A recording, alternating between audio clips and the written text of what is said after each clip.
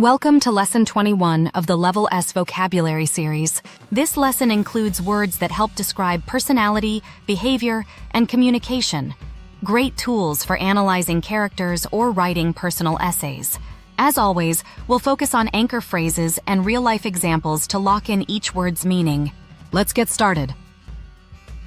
First is aloof, and our phrase is aloof at parties.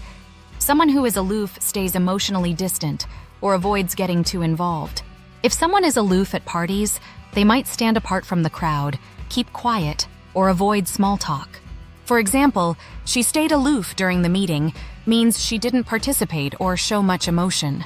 His aloof attitude made people think he was unfriendly, suggests he may not have meant to be rude, but came across that way.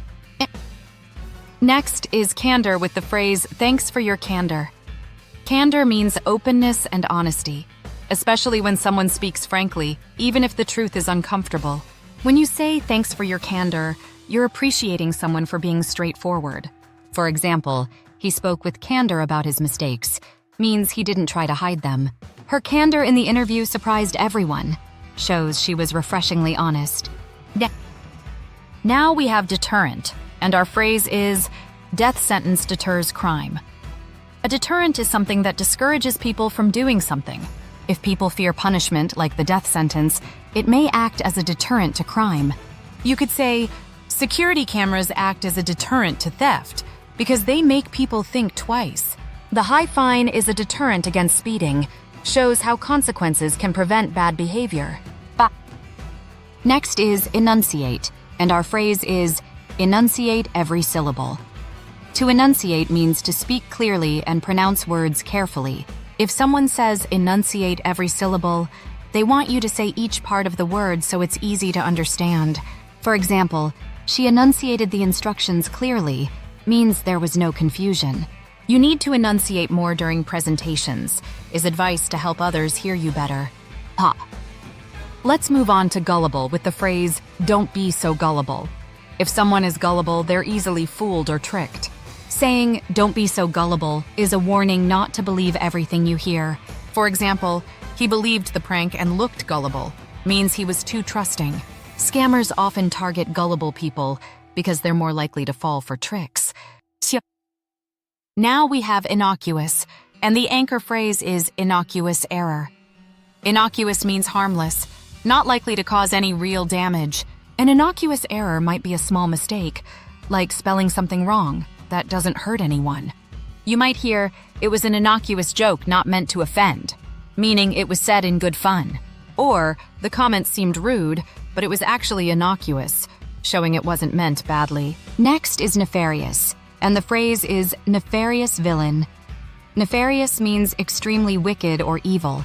A nefarious villain is more than just a bad guy. They're truly dangerous or cruel. For example, the movie's plot centered around a nefarious plan, means it involved evil intentions. He was arrested for his nefarious activities, suggests serious criminal behavior. Now we come to prodigal, with the phrase prodigal son. Prodigal describes someone who is wasteful, especially with money. The prodigal son is a reference to someone who leaves home, wastes resources, and later returns. You might say, "She lived a prodigal lifestyle, spending without care," or "His prodigal habits left him with nothing," meaning he used up all his wealth. Next is robust, and the phrase is a robust young man. Robust means strong, healthy, and full of energy. A robust young man might be physically fit, full of life, and ready for action. For example, "The economy is looking robust this quarter," means it's strong and growing. She gave a robust defense of her position, means she argued it with strength and confidence. And finally, we have tirade, with the phrase, "teacher's lengthy tirade."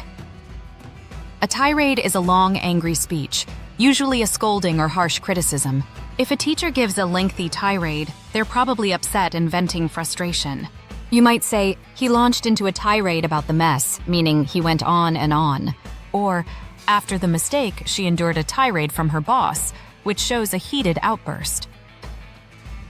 That wraps up Lesson 21. These words are especially helpful for describing tone, behavior, and emotion, skills that will serve you well in SAT reading passages and college-level writing.